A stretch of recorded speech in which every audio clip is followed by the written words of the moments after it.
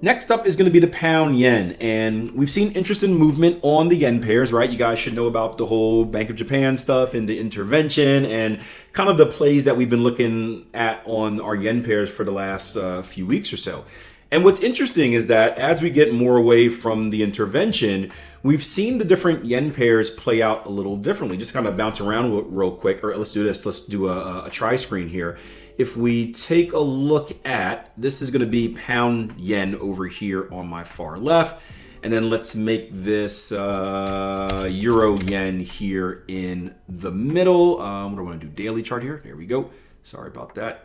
Daily chart here. And then let's go, let's kind of make this similar. Let's make this dollar yen, which is going to be the most different out of the three.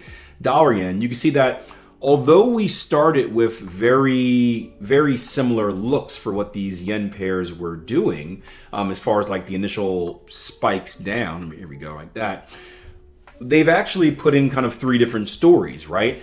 The dollar yen has seen the dollar strength and we're pushing back up as we thought we were going to do with all three pairs. The euro yen is kind of in the middle, right? This is a whole Goldilocks situation. One is super bullish, one is neutral in the middle, and then the pound yen is kind of diving back down. And this just goes to show you, I'm not going to get into a rant about correlations because you guys know how I feel about that, and it'll end up being an hour later before we get back into the analysis. But this is why it's important to do your analysis on each individual pair, because although the yen is involved in all three of these crosses, they're playing different matches. They're fighting different battles. One is the yen versus the Great British Pound. The other one is the yen versus the euro. The other one is the yen versus the US dollar. And they all have different unique situations happening with all of them. So this is why it's important to only trade based off of what you see on your individual chart and not based off of information from another chart that has nothing to do with your individual chart. So back to good old Poundy, the beast. What we have here is this. So these spikes, these legs down here, this is what we've been calling, and I'm going to make this name up right now, which I guess technically means we haven't been calling it.